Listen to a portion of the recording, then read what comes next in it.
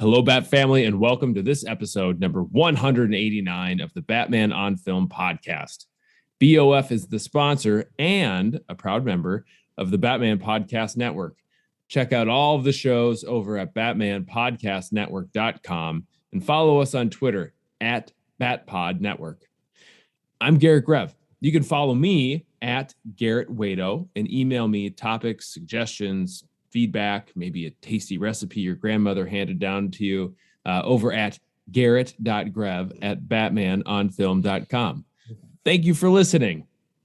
Wow, it's great to be back in action. And thanks for tuning in once again to the BOF podcast. We are like a mere 4 months away from the Batman, right? Batman live action solo movie, the bread and butter, sort of the foundation that the House of Jet was built on.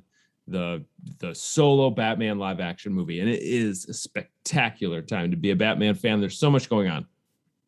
We're hyped. We've been telling you the Batman is coming, hashtag the Batman is coming for some time. And over the course of the next few months, I'm going to be putting together some shows focusing on, following that road to the Batman. We're going to be looking at some stories that influence or that we think or the director and other cast members maybe have told us influence their portrayals and ideas and manifestations of the Batman that we'll see in the upcoming movie. And we're also going to be taking a look at some character-specific stories in episodes based on those characters, the main characters that we know are going to be in the Batman. And I've got a buddy, a great pal of mine, someone who actually has passed down a grandmother's recipe to me. It's delightful, man. He's such a sharer.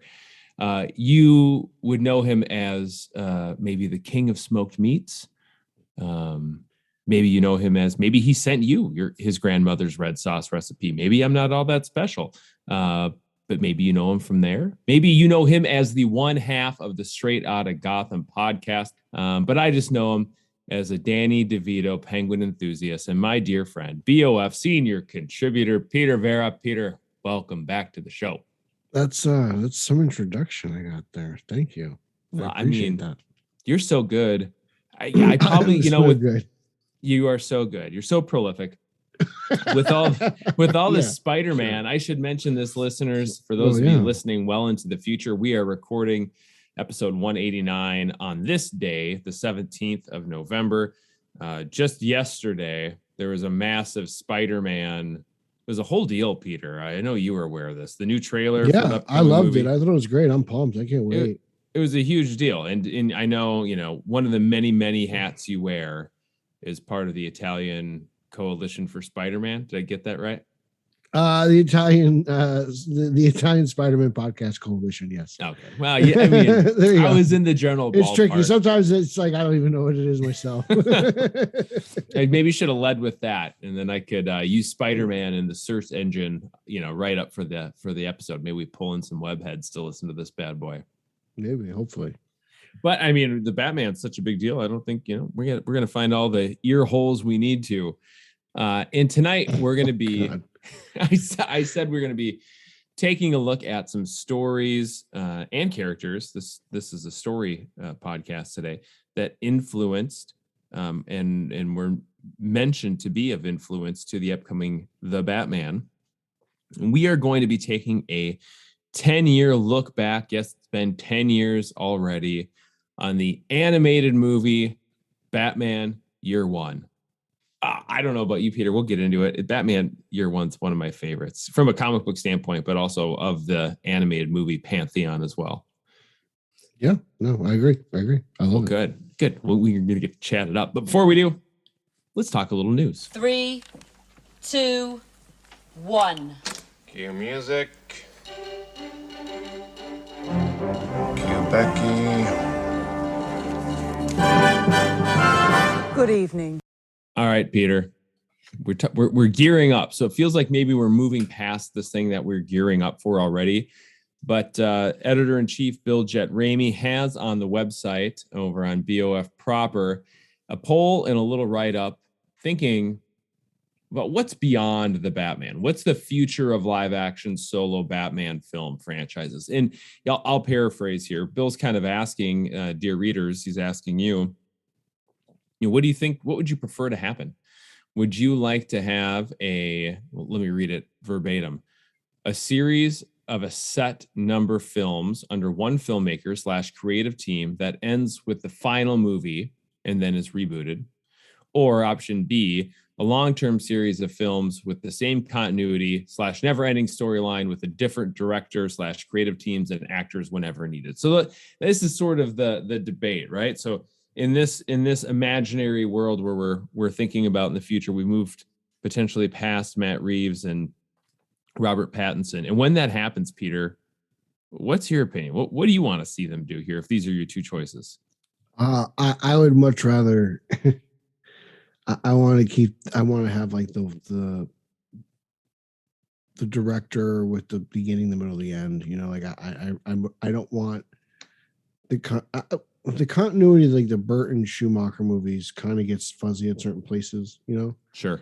you know, you could use your own headcanon and make up your own things. You know, like it's just like I know they're in the same universe, but it's like you could separate it if you really thought about it.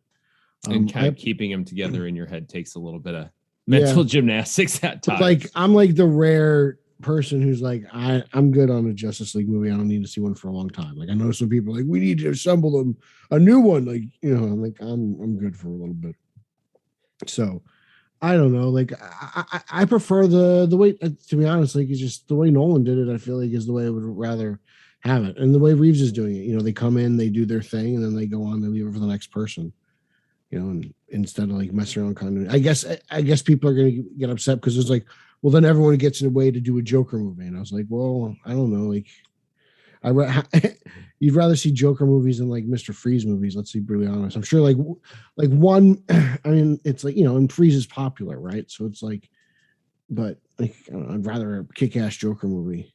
Yeah, I can see that. I like Freeze. If Freeze ever got a solo movie, I'd show up for it, even if it was the fantastical like animated series version. I mean, that's the one I want. So it's like that's the one I want too. Yeah, like I want it to be weird and funky. You know, like I don't think Mr. Freeze fits in with Matt Reeves, but if someone thought about it, like I'm excited. But then it's like I'm pumped that we're finally getting another DeVito character. You know, like. It's not DeVito character, Oswald. Another iteration. I know you got DeVito on the brain. Well, it's like, you know, for so long, it's just Ozzy's been DeVito. Let's be honest. Like, I'm Burgess Meredith. Burgess Meredith. I'm like, oh my words today. All over the place. He was great, but you know, I love my Penguins. So like, it's been a while since we had a Penguin. So absolutely, and I think, you know, for me, if there was a way to do sort of this. I think Bond, you know, I'm not original in saying that. I think Bill said it on the website for years. Bond would be kind of great where you have spans of, you know, maybe they're not all direct sequels, but they're sort of in the same vein. They're doing the kind of same thing, tone similar, the actor's the same, maybe recycle the director. The Daniel Craig, you know, era. I always felt that when it was the new lead, it was kind of like a new Bond. Like I never, you know, like I was kind of like moved on that way because like there's not many other franchises you can compare it until like superhero movies blew up and you have like these different versions and different like iterations of them on live screen finally, like, which is crazy. Like, for decades Bond movies were the superhero movies. That's what you got. I mean, that and, you know, some sci-fi stuff. You didn't have real comic book superheroes. And I guess, you know, with Daniel Craig, I was going to say, I feel like that's where it's the most true, where a new actor was sort of like hit a hard reset. But Pierce Brosnan, to me, always felt like, in my mind, you know, I was quite a bit younger, felt like it was Timothy Dalton. You know, it was the same Bond, just kind of going on. I just always went into it and I was just like, I never really was like, okay, this is the next one. You know, I feel like Bond lends itself to like kind of just, they could be standalone movies essentially. No, you know, they like, totally could. It's weird. They're connected, but like they don't need to be connected. It depends on how you want to look at it. It's weird how it's like the perfect model. I'm kind of torn between these two options. And listeners, hit us up when we post this. When we post the show, I always share it on Twitter. You know, reply or hit me and Peter up here with your thoughts. I always feel like, you know, if there could be a middle option, that'd be cool. You know, if you can kind of come in and have some set, very tied together, continuity bound movies, and then find a way to segue on without sort of like taking away from what came before it, and without not letting the new thing be its own thing. Like, it takes a more skilled, talented storyteller than me to think about how you would do that. But I would love, let me say this. I'm all in for whatever Matt Reeves wants to do. I'm very hyped, very, very hyped for the Batman. But if it meant we can't ever get a more fantastical take on some of the Man-Bat you and I have talked about, I think on this very podcast before, fun. Like if it meant we could never get those type of characters, if without a hard reboot, I'd say do a hard reboot and then let's get a little wacky on the next go. I wouldn't mind it. It's just like, I also don't want like the next guy, whoever the next guy is after Reeves, to be kind of like restricted. Like if he wants to use, let's say, the Riddler in his second movie, then like, it's like, I don't want him to be restricted by Reeves's continuity. Like what happens with like if he has a different idea for the Riddler, I'm all down for seeing it because it's been a long time since I've seen him to begin with. So I don't know. Like that's another thing too. It's like, if someone has a great idea for a story, and I know we've seen characters before, but it's like, I don't want that to be sacrificed. You sound like a real comic book reader, Peter, because that's exactly, it feels like that's what we get in the comic books, right? Like movie audiences might not be as familiar with that. Maybe they will be by then, but you sort of like, hey, you've got a good story to tell. All right, well, you kind of have a box to play in, but outside of that, if you want Riddler to look different, or, what happened in the last story isn't going to be relevant to your story. All right, cool. Editorial freedom. Go for it. And if you need references, check out the Batman Book Club, hosted by Lauer, spelled like lower. Spelled like lower. Lots of good stories and tales to be told over there. All right. Well, that article is up over on Batman on Film. It's on the main page. Click away. Give us a vote. I'm kind of interested. I feel like this could be a pretty close horse race here. Peter, not Batman. Not even actually Superman right now. But there was a very interesting, and I thought a good read over at the Hollywood Reporter about Henry Cavill that posted late last week. Have you read this one? Are you familiar with it? I'm familiar with it. I haven't read it, but I know where everyone stands on it. Man, the internet really gets fired up. Well, Cavill is a hot topic on Twitter. Well, you're talking about Twitter. You're not really talking about the internet. You're talking about I'm talking about Twitter. I'm talking about in a subsection of Twitter, right? We're a part of it. Like that's I know the podcasting community, the superhero dorks. Like I never realized like I'm in the thick of it, but then I'm in my basement recording a Batman podcast with you. And I realized, I'm like, dude, you host a podcast, you know that, right? And he's like, oh, you're right. I'm like, yeah, dude, you're in it deep. My self-awareness is not maybe where it needs to be. This thing, James Hibbard has sort of a feature on Cavill that was posted on November 10th, and it's a good read if you have a chance. I know it's on my queue. Yeah, do it. There's certain segments of fandom and Cavill fans in particular that scour these things for any tips and clues and hints as to whether or not we're ever going to see Henry in the hopefully classic blue Man and of red. Steel 2, bro. Yeah, Man of Steel 2, or Black Adam spin-off fight movie or something, whatever everybody's expecting there to be. And you know what, Peter, do you mind if I spoil it just a bit for you and the listeners? What are you spoiling? Henry would be interested in potentially doing more Superman at some point, and the cape is still in the closet. I'm sorry if I ruined that for you. Well, of course he wants it. Who doesn't want that gig? Oh man, Who doesn't want to be Superman? Well, and when you're that friggin' jacked and handsome, But he's got a bunch of other projects, right? Aren't you watching like a Cavill TV show and stuff like you're doing? Yeah, well, and that's honestly, the article goes into a little bit of his screen test, and he screen tested in, I think we've known this for a while, Christopher Reeve's original, sort of spandex classic suit. And everybody was blown away. He really has that aura and charisma. And then he talks about how, maybe one day he'd like to do it again. There's a little bit of detail on sort of, the process of getting Justice League off the ground. And there's interesting quotes. It's a bit more of a retrospective than any real kernels of something to come, which is a bummer. I'm on record. I'm a giant Superman fan. I really enjoyed Cavill in the role. But, the rest of the article is talking about this dude's busy. He's busy. Oh boy. Oh boy. Peter's teasing me with something we're going to do in a little bit. It's Cavill related. I didn't even tie these things together. We're very thematic, Peter. But the guy's super busy. Like he's got to work, man. He's got to eat. Man's got to pay bills. Well, and that dude eats a lot because his protein intake's through the roof. But Dude, he might have cattle. he's farming. He might own have cattle. He's taking it to the next level. Yeah. But he's got The Witcher season 2 coming up. That's one of the biggest hits Netflix has. He's got that. Yeah, I watched the first season. I don't know that it like lives and dies on Cavill's performance. It certainly needs like a handsome, really muscular dude. But it talks about, in season 2, he kind of wants to do a little bit more with the character. So that's going to be intriguing.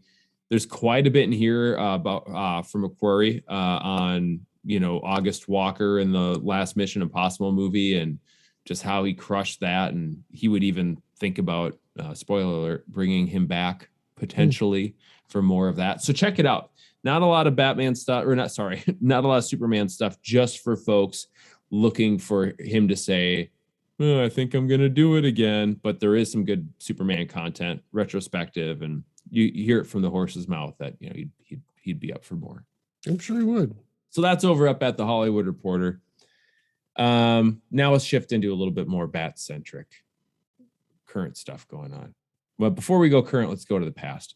Peter, let me ask you a question. Do you remember a movie that came out in 2004 that starred Halle Berry? Yes. Do you remember that this was not this particular movie that came out starring Halle Berry in 2004 was not really well received, has not gone down in the annals of history as a fine example of what the children call cinematography? Ryan Haas loves it. You got there. So it's 2004's Catwoman.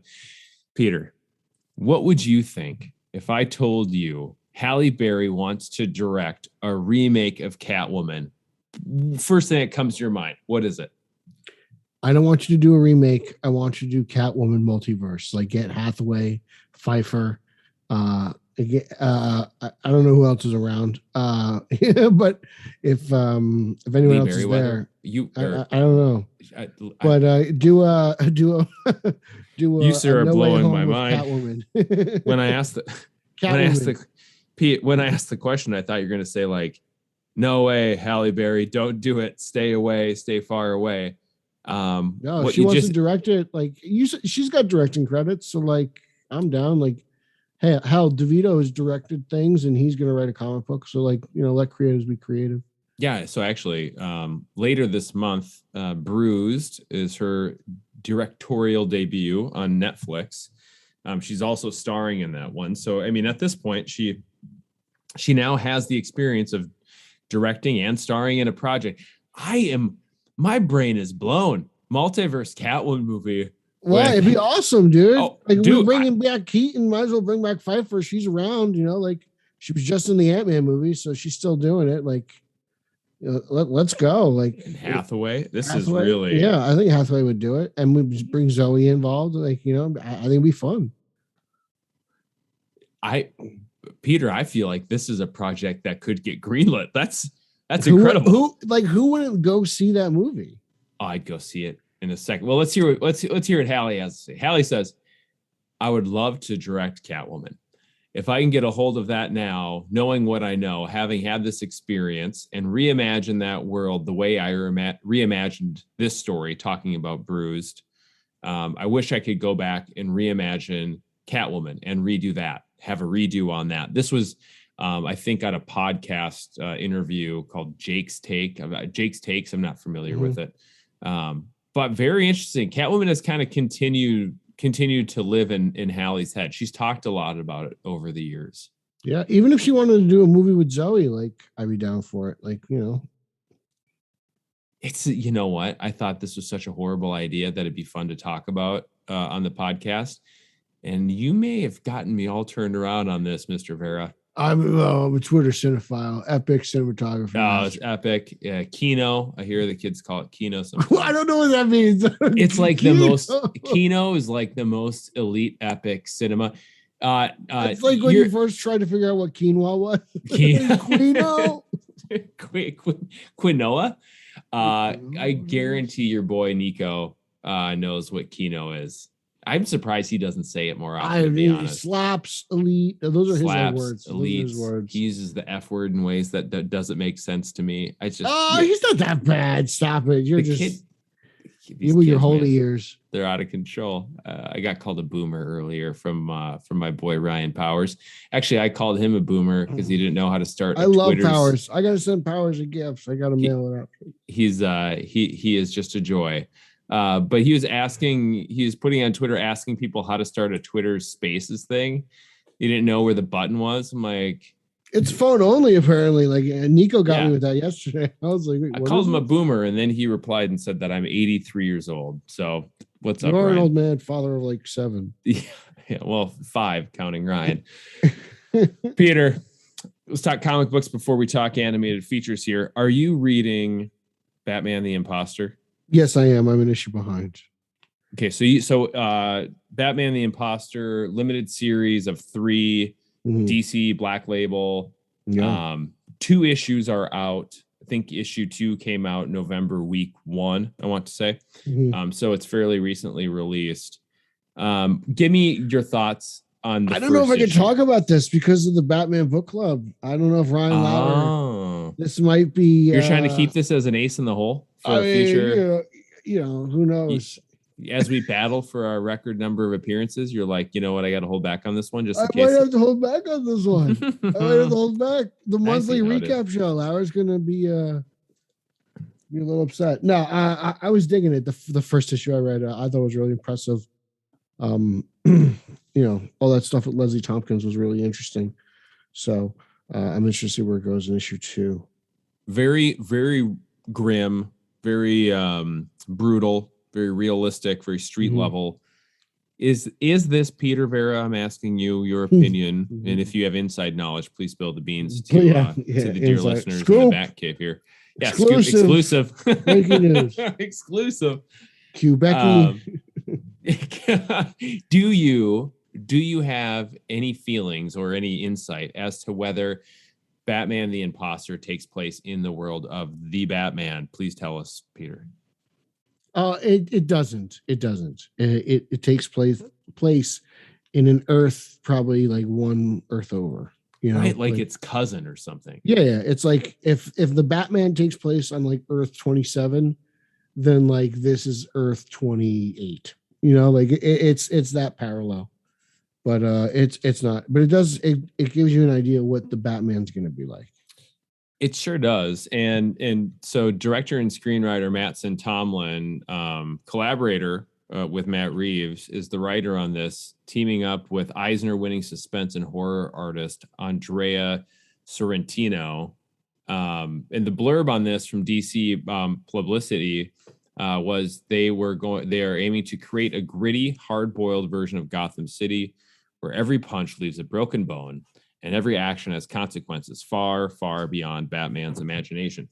I mean, sounds very realistic, right? It sounds like Pattinson's Batman. Yes.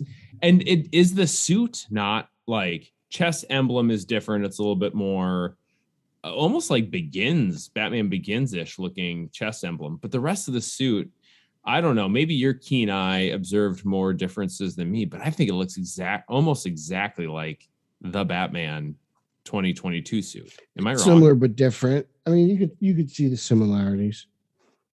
I'm trying to track it down in here in this short box. Well, while you're looking for your copy to give a peruse, what really kind of set me off, I was looking to say, I've really enjoyed it. First of all, listeners, high quality book, totally recommend. It will be on the Bat Shelf in the Bat Cave when it is released. The hardcover is getting released on February 22nd, 2022. So nice little lead in to the Batman. And if you go over to the Amazon page, a very interesting blurb is added prior to the same information that's on DC.com. And it says, Batman the Imposter, a unique new vision of Gotham, built to be the logical next step for fans of the 2022 film, The Batman. So, like, I don't know. I would imagine Amazon's not putting this up without at least clearance from DC. Mhm. Like if it's not, and there's enough story details, I won't spoil it for you, Peter and listeners. If you haven't read issue 2, there are some things that make it clear that it would be very difficult for this to be in the exact same universe as the Batman. But I like your way of thinking, just one Earth removed, just like one Earth I mean, to the there's left. 52 Earths, so yeah, but I don't know. I was digging it though. It seems really like just kind of, I don't know. Reeves' stories are very heavy, so like it seems like this would be really like it's kind of like its cousin. I'm seeing this. I haven't actually seen it physically in hand. It's the big oversized prestige format. Not really, no. It's the size of a regular comic book. Is it regular? Oh, it looked big. It looked big for some DC label books are big, some are not. So listeners, but it's got a nice texture to it. Like it's got a little spine here. It smells good. You're missing the visuals that I get to enjoy because we're recording this on Zoom and I'm just sharing the audio. Peter literally just sniffed the pages of the delicious. Yeah, smell those floppies. But it very intriguing. I'm interested to see where it goes. For those, I wonder if Leslie shows up in the movie. I wonder. That's these guys are like, obviously he's a fan of this character. He wrote a story about with her. From what I could tell, she's pretty prominent after just one issue. Yeah.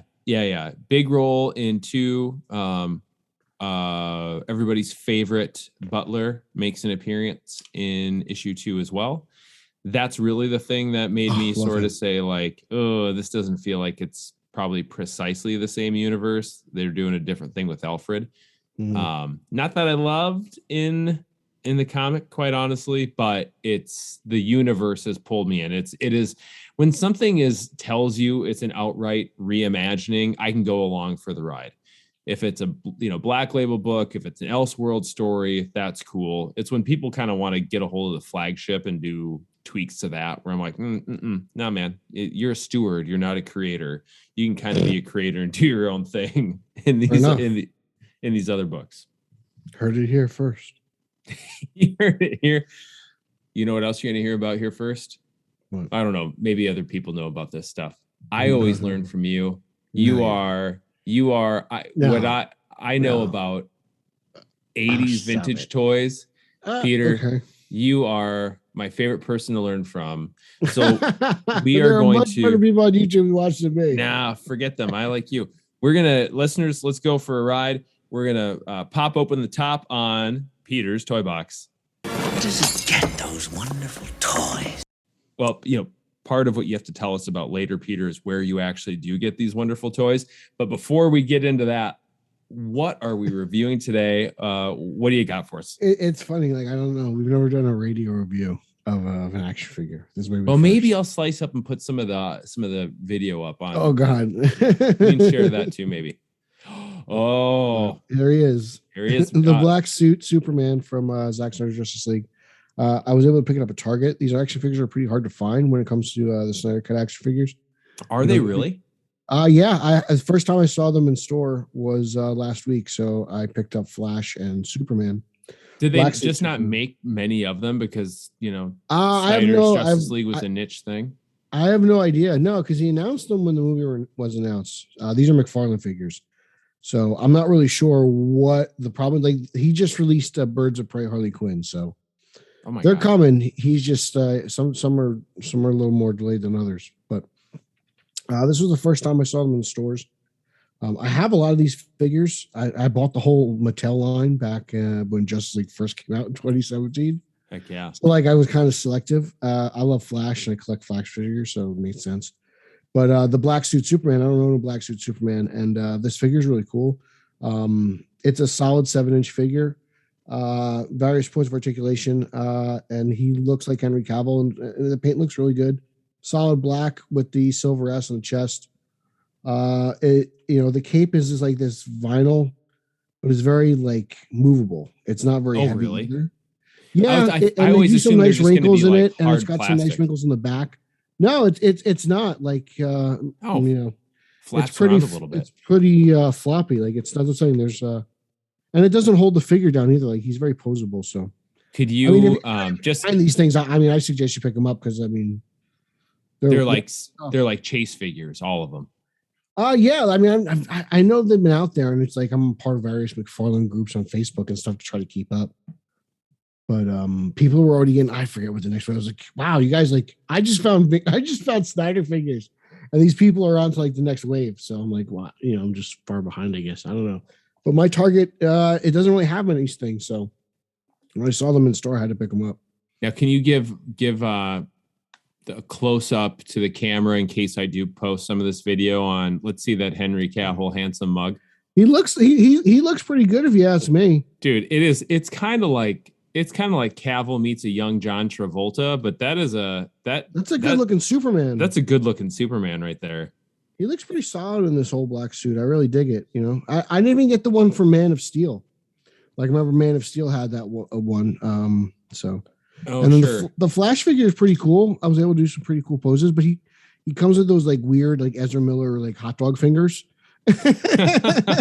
So like his hands are doing all these like weird spaghetti noodle things, but it's a solid figure. I like it. I really dig these McFarlane figures, so I try to collect them. But he was making like a lot of like multiverse Batman, like death metal and metal, and I wasn't all about that, even though I might pick up that crazy like Bigfoot truck he's making. But so he just recently started making some figures I'm digging, and like hey, look. It makes no sense to really have it in the movie, but like I'm down to have a cool action figure, so I bought a black suit Superman. Now but I'm not like activated. Oh no, yeah, like it's a legit. When I see that, quite honestly, I'm like, that's a legit looking figure, and I know it's dope, man. Like McFarlane is. I don't know what the red. He made a red and blue one too, but I don't know where to find it. I don't think you can get it in Target. See, that one looks so cool. Like I would love to have cool. That in a real. Like the articulation and the feature detail and stuff like that is rad. But it's like I have every Henry Cavill Superman, like red and blue Superman action figure since like Man of Steel. Like I have, in BVS there were a ton of them. Right.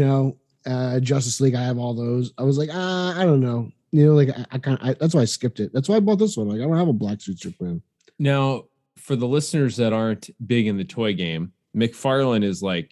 That's like the la creme de la creme, right? Like that's top tier for the modern they're stuff. Good for terms of like, like non-imported action figures. Like McFarlane's like really good. Like they're not bad. I didn't mind the Mattel figures later on. I thought they were good. Like if you want to buy like a high-end action figure, I suggest you go like Mayfax. Those are really high-end action figures. They're really good. But you're getting those imported from Japan. I always feel like Mayfax when I hear about them. They all sound like display pieces more than actual action figures. Well, they're not like you can give a McFarlane action figure to your kids, like you as Garret, like you can, and it's fine. I need an excuse to buy them, so that's great. You give them a Mayfex figure, and they're probably gonna break it. Yeah, but the McFarlane figures holds up. Like they're it's a solid looking action figure. Every once in a while you get a weird ankle and you have to kind of like pull it out, and like you'll figure it out. You can watch a YouTube video. But that's all they really are. But like, I remember when I bought my Uxas figure, I had to like reassemble his ankle because it was like sideways.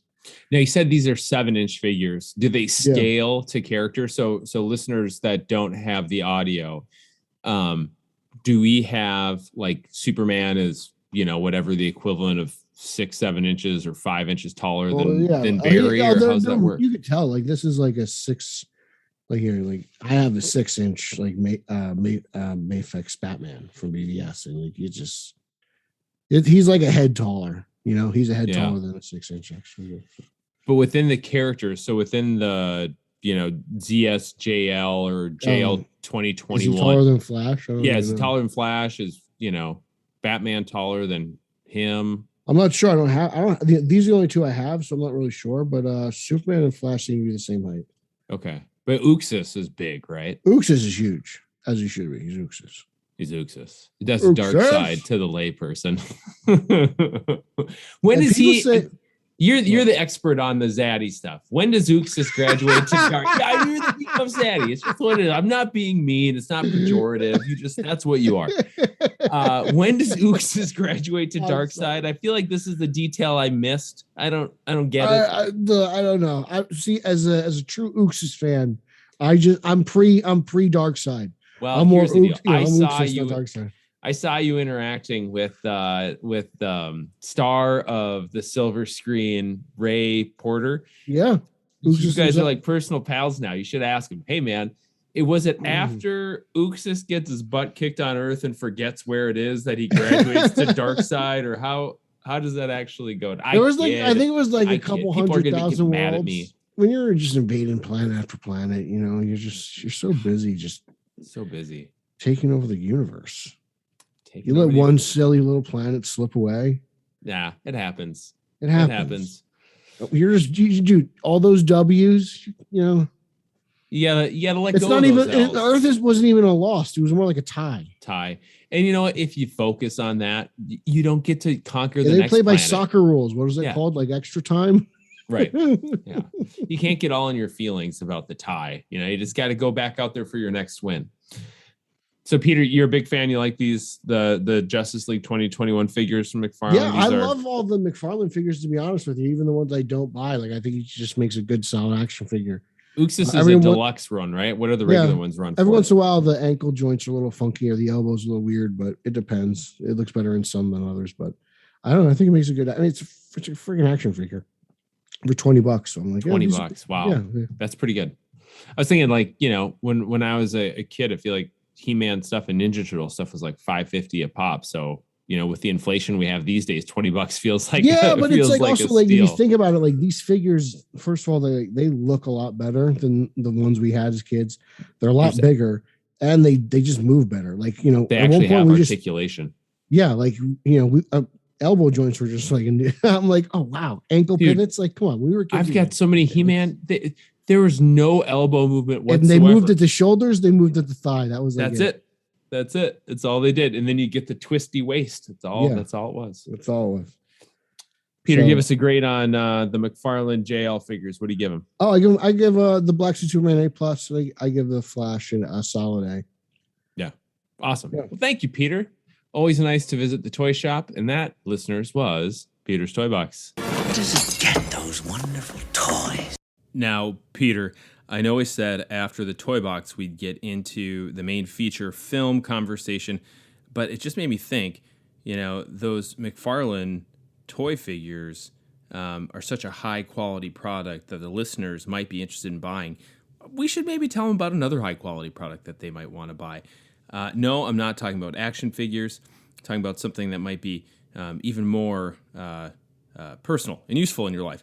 And I am, of course, talking about Manscaped. They are supporting this podcast. They have amazing products. The Lawnmower 4.0. Got an early look at this bad boy. Incredible. Male grooming, such an important topic. You want to stay neat. You want to stay trimmed. You know, Batman's always ready. You always want to be ready. And you can do that with Manscaped. Right now, there's a 20% offer. You can use the BOF code and get incredible savings on this bad boy. And you just get to use a sleek, well-designed, optimized male grooming product that's going to save you time. Hopefully, it's a safer option than maybe what you're using today. It prevents cuts and nicks in your most delicate areas because I know, you know, Peter, I don't know about you, but as a younger man, venturing into the world of male body hair care, maybe you used a pair of scissors from the junk drawer, could have ended in disaster. You don't have to worry about that with Manscaped because they've engineered the ultimate groin and body trimmer. It's intelligent functionality. It's incredibly comfortable. If you've been buying Product X, this is a huge step in the right direction.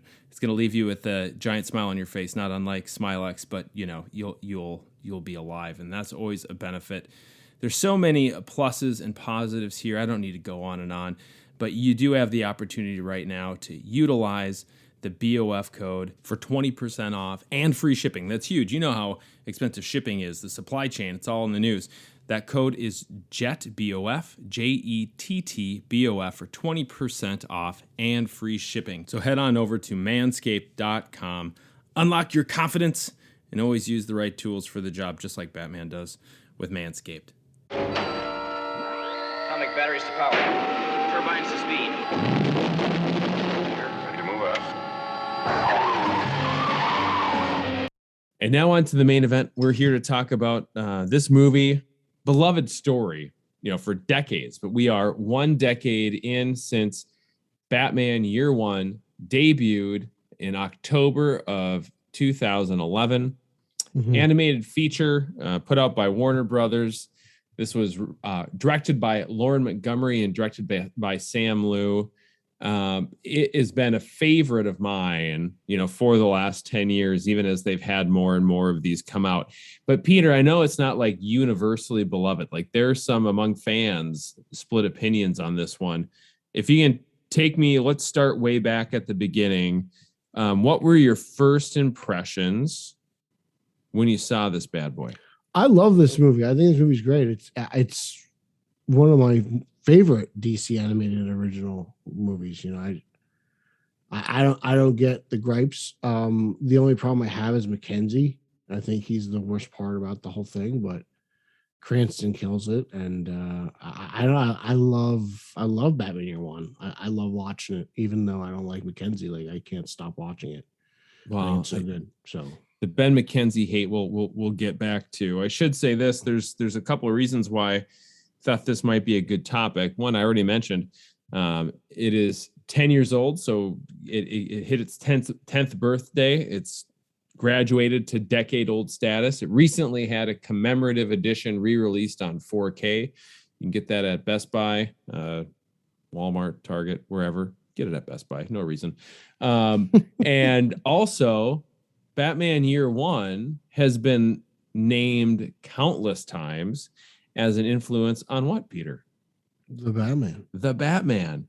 Matt Reeves, basically, since he started talking about what would become the Batman publicly, has sort of been giving little shouts out to Year One along the way, while also saying, not quite wanting to do his version of Year One as much as get a little flavor from Year One and then put it in the direction he wanted to. He wished Batman happy birthday in February of 2020 using a panel from Batman Year One, the 1987 comic book.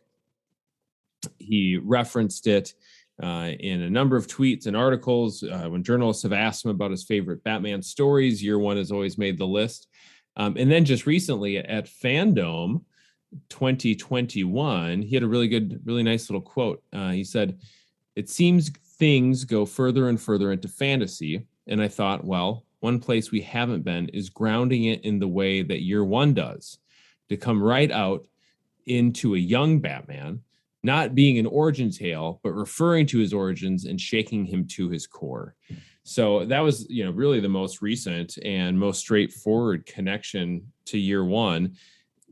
This was obviously a 4-issue series in 1987 when it came out initially. And then the animated version, Peter, my thoughts really similar to yours. I love this one. I think it's fantastic. And since you already started touching on it a bit, let's go into the cast. So when we think about, you mentioned the two biggest names, the cast in Batman Year One. Of course, you have Bruce Wayne and Batman being portrayed by Ben McKenzie, and Jim Gordon by Bryan Cranston, which, really some inspired casting there. But other names you would recognize, Eliza Dushku is Selena and Catwoman, and then a host of voice actors that you would recognize from other places. But those are sort of a little bit more of the above the line credit types. Let's start with Cranston. You talked about it. I just mentioned I thought it was genius.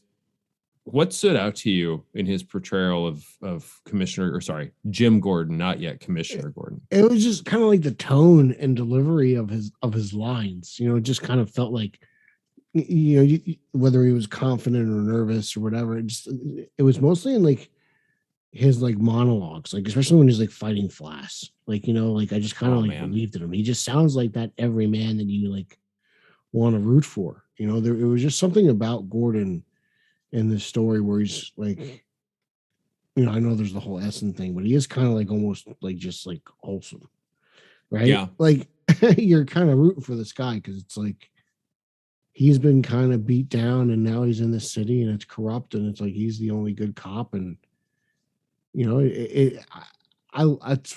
that's why I'm saying like he kind of like saves it in my opinion. Because no, he doesn't save it because it's so well made. Like like Stanley directed and everything like that. Like He's standout though. The performance really is standout. And I think Yeah. there's for me there's like this genuineness and like this earnestness where like Cranston's not just getting a paycheck, he's performing. Like he's playing the role. Acting his ass off. He's acting his ass off. It's clear as day, and you can feel some of the emotional turmoil. You mentioned the voiceovers, which we will touch on it again in sort of the transition from page to screen. But there's some really good material for Gordon here, worrying about his life as an expectant father, the responsibilities, and potentially like, did I make a terrible mistake bringing a child into a city like Gotham? His quest for justice, sort of like having to be wary of the people he works with and this new, blooming relationship with the local vigilante, or looking for the vigilante. The blooming relationship was with Essen, as you mentioned. But I thought Cranston was fantastic. He was a guy forever I thought would crush it in live action. At least we got this, because he's probably not coming back around to do a live action. Lex Luthor, bro. He could still be Lex Luthor. Yeah, he could do the older Luthor, a little bit more pre-crisis Luthor type. Not too pre-crisis. You go back too far, and all of a sudden Luthor was childhood pals with Clark, and they're doing science experiments. That's not my Lex. No, there's like this like 70s Luthor or something where he's a bit of the elder statesman. There's like it's like post-burn and pre-burn. Pre-burn, yeah. Pre-burn, but not too far pre-burn, because then you go into like, childhood pals. All right, let's get into it. I knew this was going to happen. You're a Ben McKenzie hater. You're an OC, I'm not anti-OC guy. You're always giving me garbage. Anti what? McKenzie. I don't even know what OC is. The OC, Peter. I had no idea he was on that. All I know about Ben McKenzie is Batman Year One and Gotham. That's all I know about Ben McKenzie. Peter. You know me. I just Listeners, pay attention to capes and tights and sports. That's it. That's all I care about. The OC is fantastic. I don't know. It's so good. Dude, I didn't watch TV until capes and tights were on TV. It was like a teen drama / comedy on Fox in the early to mid 2000s. It was like this. Are you serious? It was like such a big deal. I'm going to send, don't worry. I think I've got doubles of DVD. I'll send them over. You're going to just give me your Apple ID. yeah. There. That's fine. I think I got them there too. All right. So what is it? What was it about McKenzie as Bruce / Bat? It's just dull. There's like, it's almost kind of like the same thing I had with Jensen Ackles in Long Halloween. Like it was almost like I couldn't really differentiate Bruce Wayne and Batman. It was like there was no like real kind of like transition, and it just especially McKenzie's, it's just like there's no like angst behind this. There's no like anger. There's no, like I don't feel it. And I'm sorry. I think his Bruce Wayne is better than his Batman, but I don't think either will really stand out. So not in the way that Cranston stands out as Gordon. Like it's like Cranston does so much. I think the guy who does Flash did a better job than McKenzie. Now I'm going to have to look at, I was going to say, I think I have Flass right here, but it's Flass's attorney. I'll have to come back. And then Commissioner Loeb, I love this. They talk like this. Yeah. John Polito. Yeah. Great performance. I think he was in NYPD Blue, I want to say, or something like that. No, I'm thinking of Dennis Franz. They look very similar. McKenzie is interesting for me because I remember immediately when I saw the movie the first time being like, not quite my speed. Really? I think the movie's aces. No. Just his performance. His performance. And mainly because there's sort of like this soft, reserved smoothness to his line delivery. Yes. It's too smooth. It's very smooth. And it's in particular, First Night on the Town, right? There's no pain behind it. Well, it's sort of like he's almost like a very just kind of like melancholy, right? Like it's sort of like, I mean, and he's not. So I always hate like making a joke of addiction, but he sounds like this like junkie that's kind of on heroin, as opposed to like I sped don't know up what a heroin angsty. junkie sounds No, but just like very sort of like like just everything very sort of Spicoli. everything sort of stays flat and then it falls. Like, and it's really evident when he goes out sort of first night on the town, encounters Selena for the first time, gets shot by the cops, has to make his way back to the manor. And he's sort of like this soft, reserved, falling, almost sort of like, I don't know, lilty voice. And I think what they were going for, because there's no way Mackenzie gives this portrayal without, being told to, try to get like this. This feels like a very particular choice to me. Mm-hmm. It just seems like they're going for sort of like removed and affected, but they just sort of affected. They sort of ended up with just sort of like softer and less intense than maybe what some people were looking for. I don't hate it, but it's an odd choice in my opinion. Okay, that's interesting. I've never really heard that perspective before. But I you know what? I agree with you entirely when you're saying there's no real difference between Bruce Wayne and Batman, because when he gives the line, outside of the dinner party with Loeb and the crime families and everything else, it just falls flat. It does, it just doesn't quite do what you want it to do, does it? No, it's just. But it looks amazing. No, it does. The movie's so well made. Like it's even when he's like in Crime Alley, whatever, with the scar and just the neons and the graffiti and just the way it like shines on him. I dig it. Like I just do. It's great. Like it really is. That's I can look past his voice because the rest of the movie's so well made. Oh yeah, when you see Batman, like young You're Batman, calling me a hater. You agree with me? Nah, I do agree with you. I don't hate it. I just think it's a very specific choice that I don't know works super well. I think Mackenzie does just fine with what I feel like he was probably asked to do. It's just an interesting choice. But when you see Batman setting up like light, like outdoor lamps to do the whole "you've eaten well," like I can almost forgive the voice because I'm just like, man, look at Batman. He's like setting up these little lamps, getting ready to make the smoke pop. Like it's just so the flashbangs, like it's kind of adorable, right? So it's okay. I do think, what, the scene where I was watching, I'm like, this works really well, where he is playing Playboy version of Bruce when Gordon and Lady Gordon, grape juice. When he shows up and he's putting on the show of like, oh, Alfred, be a dear, get us another bottle. This one seems to have evaporated. Like that scene, I thought, I'm like, oh man, he kind of crushes this part. The rest, he did. Better. That's a great scene. It's probably the best scene in the movie. Elijah Dushku as Selena, Catwoman. Perfect, like just kind of great, right? Yeah, I believe she also voiced Catwoman in a short.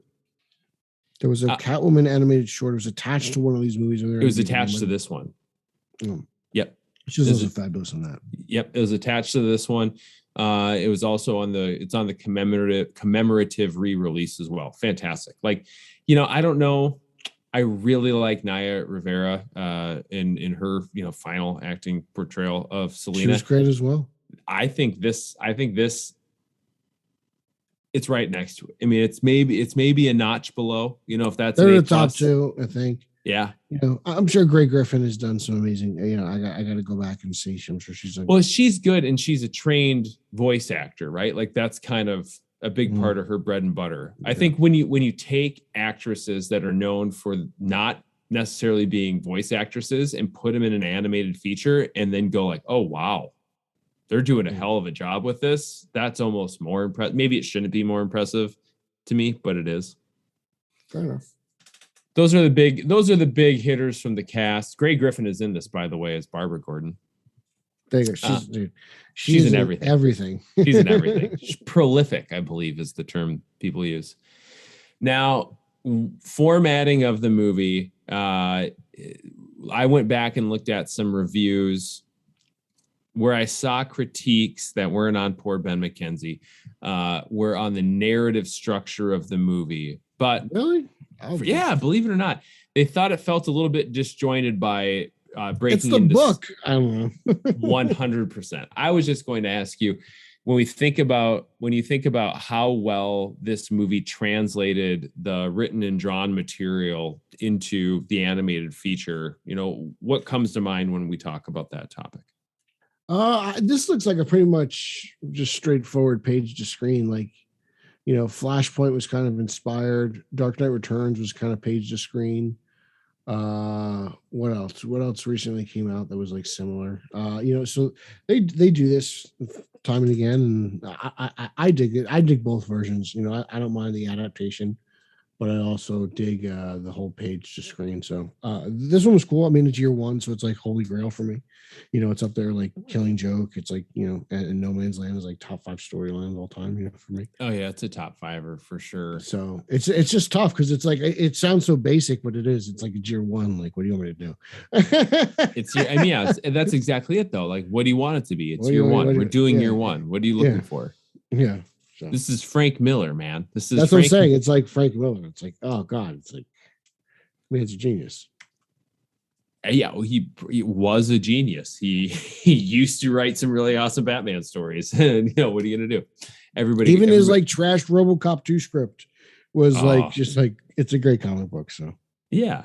I mean, he was really in his wheelhouse.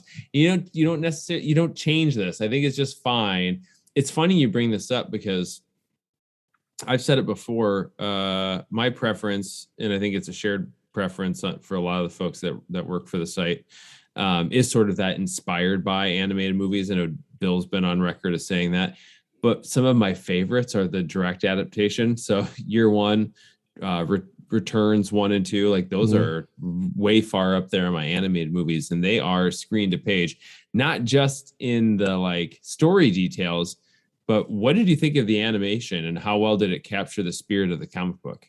I thought they did a good job. This was like pretty much the book comes to life. What's his name? Nancy Kelly. Yes, thank you.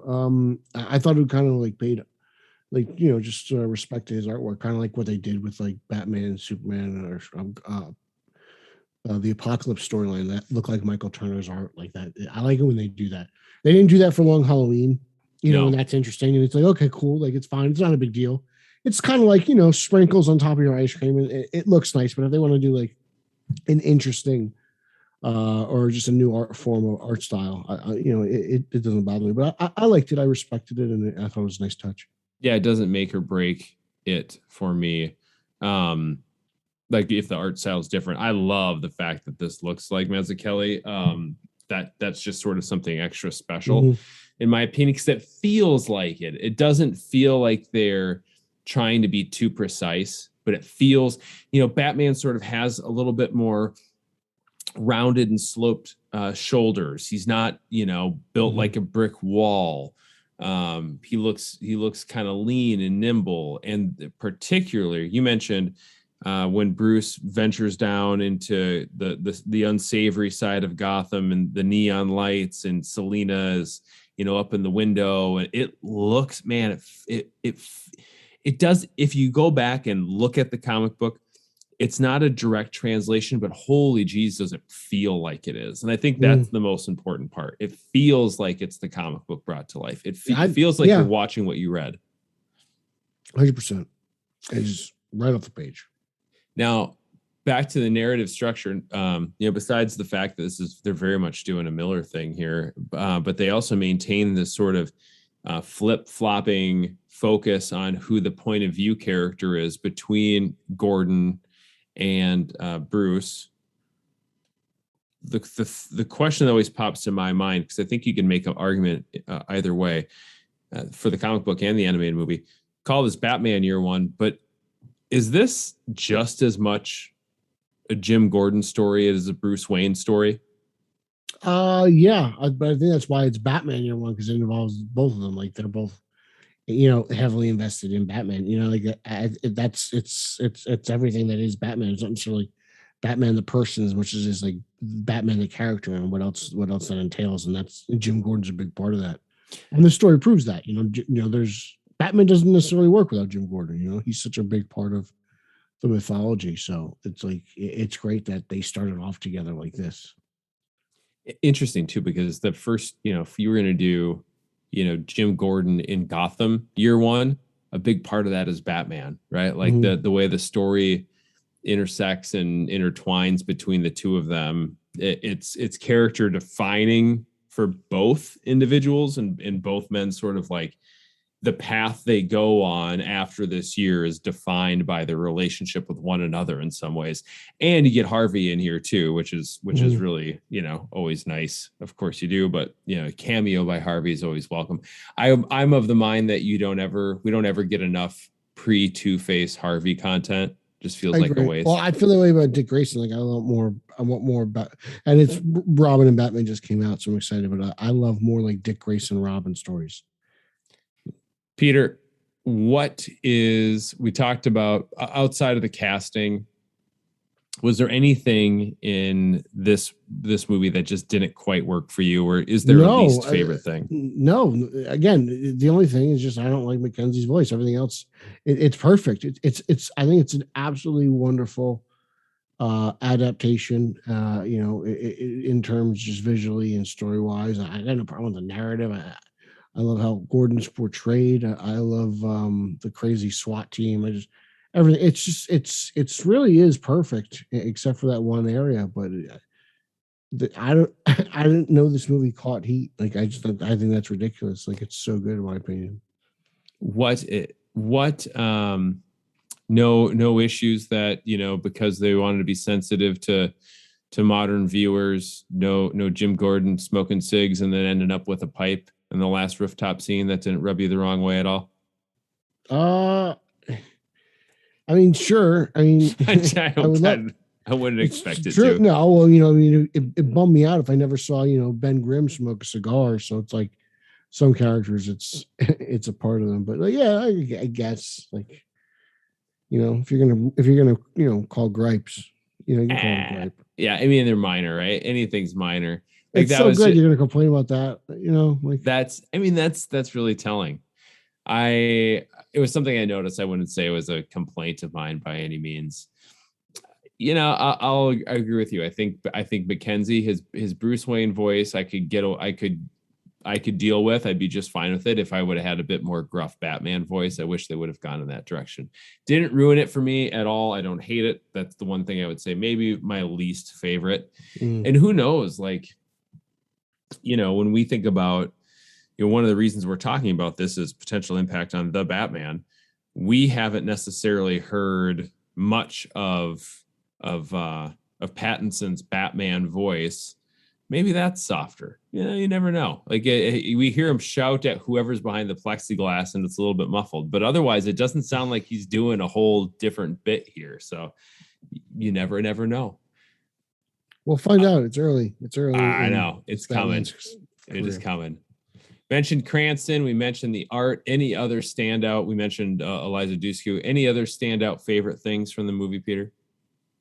No, it's all good. It's all good. It's just all great. It's hard to pick anything. It's so perfect in my opinion. Is there a favorite sequence that comes to mind? It's definitely when he escapes the building after he's been in the fight with the cops and the bats and everything. Like, just see that in motion was pretty impressive and kind of like a dream come true, really. That is one of my two favorite scenes. I think both of my favorite scenes from the movie are when you sort of get a good look at almost the full display of the character's abilities. Mm-hmm. So Batman taking down Brendan and his forces, going through and sort of like losing Trick, losing Gadget until it's down to just the homing beacon for the bats. That was rad. But then Gordon taking down Flass after, he and the other corrupt police officers in their ski masks give him a beating. And they threaten, his Barbara and her unborn child, Jim's unborn child.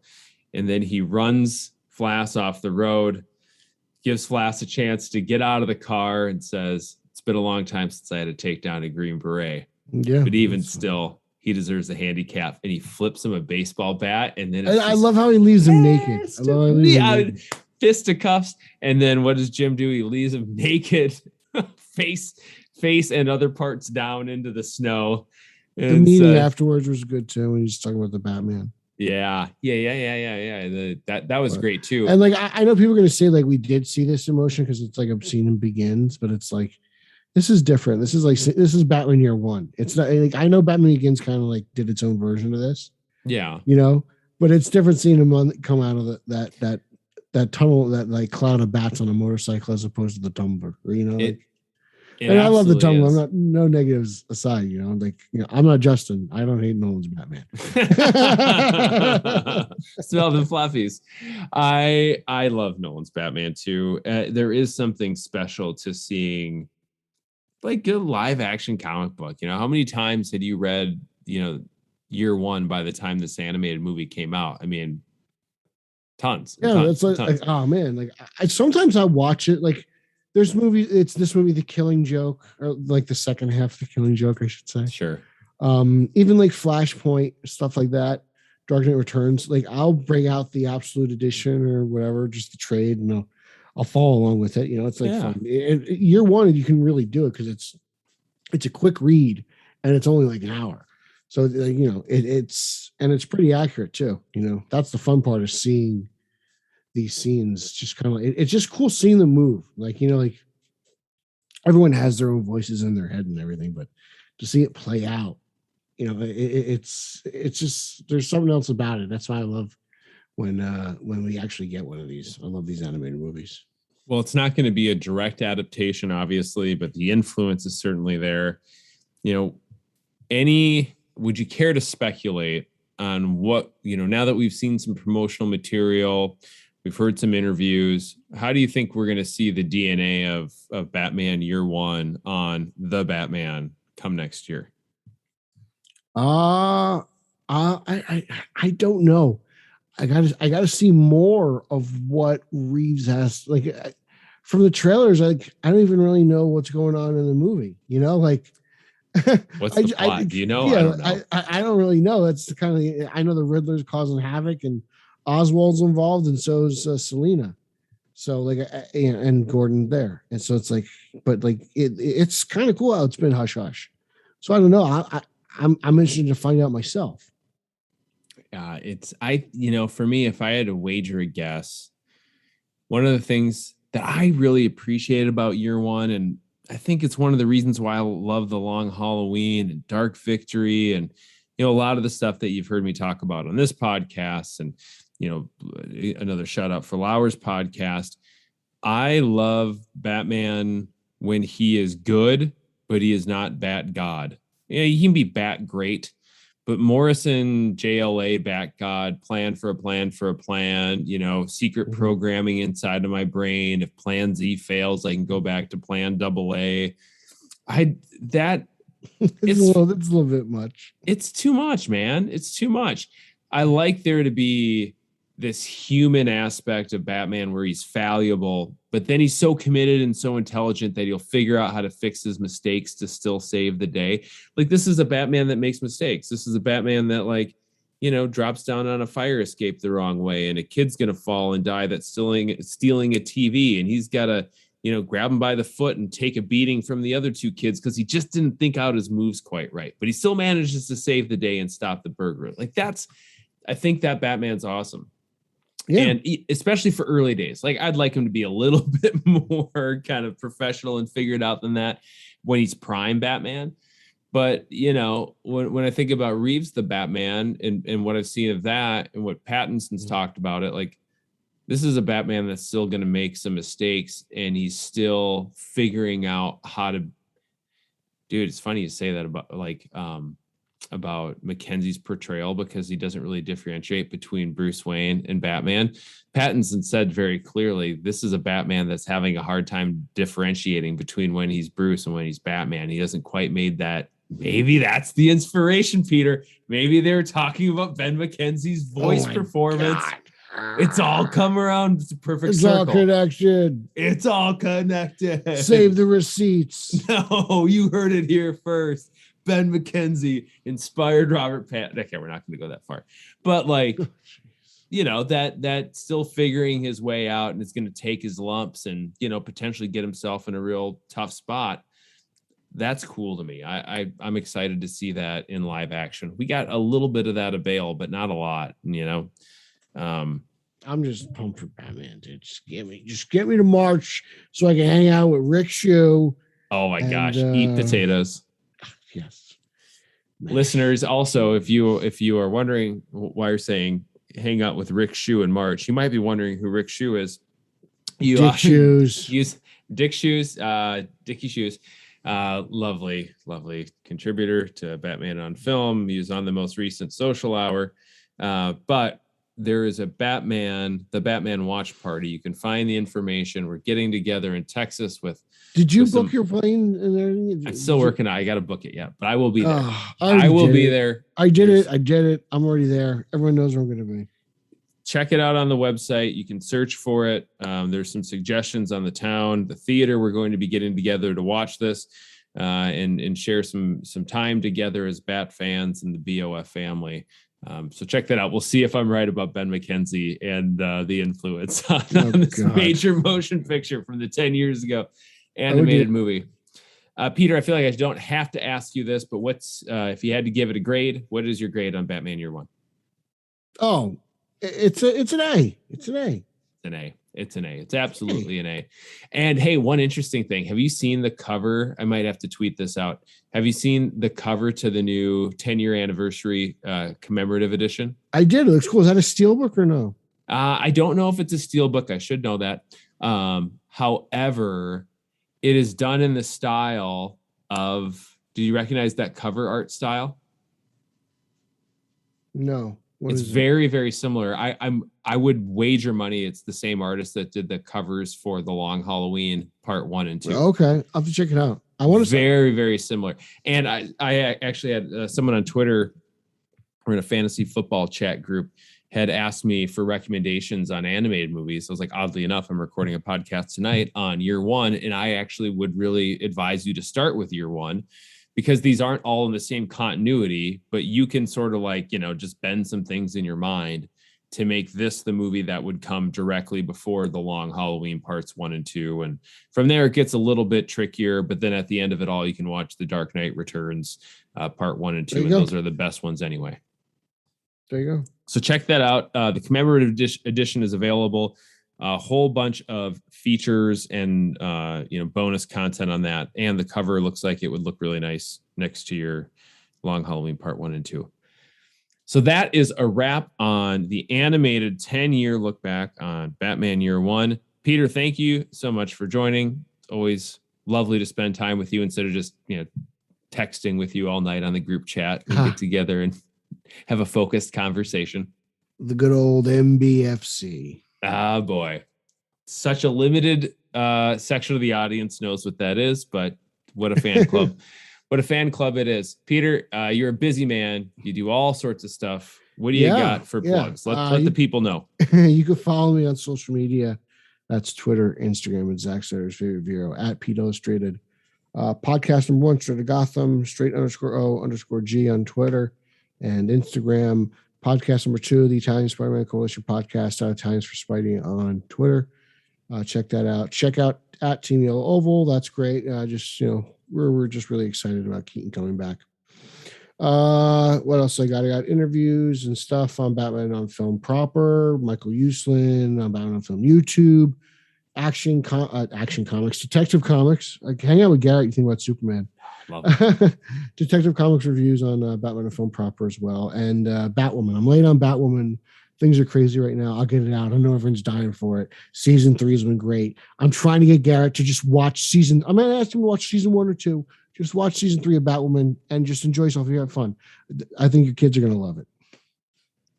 Thanks so much, Peter. Oddly enough, I almost had on the show sheet for tonight a Batwoman check-in just to see how things are going. I'm not watching, but I always love to hear. Overall, it's been enjoyable. All right. Well, I eventually will run out of shows that I'm watching, and Batwoman will come calling my name. Thank you so much, Peter. Check out all of Peter's stuff. You heard where to find him. And, if you like listening to us chat and have a good conversation, I want you to know I'd like to keep the conversation going with you. Yes, that's you. I can't just talk to Peter all the time. You can do that by following the Batman on Film Twitter account. That's where you're going to get all the news feed updates for all the goings on the website, not just from me and podcasts and not just from Peter and Batwoman reviews, but everybody, comic book reviews, Bill's articles, the whole shebang. Follow that Twitter account. It's what you need. And then you can follow me over at Garret Wato. That is at GarretWato. We can talk Batman. We can talk Superman. A lot of Minnesota Vikings content and fantasy football these days. Peter loves it. Yeah, absolutely. We can talk about He-Man and the Masters of the Universe. My kids, I've been doing goofy videos. I wasn't really going to do a Sarah Marshall kick last week. I did like 2 or 3 forgetting Sarah Marshall videos, but whatever. If you're just there for the Batman, that's okay. If you're just interested in the Batman, you can also email me at garret.grev@batmanonfilm.com. That's GARRET.GREV@batman-on-film.com. And remember, dear listeners, it's not who you are underneath, but it's what you do that defines you. Thank you for listening. We'll talk to you soon.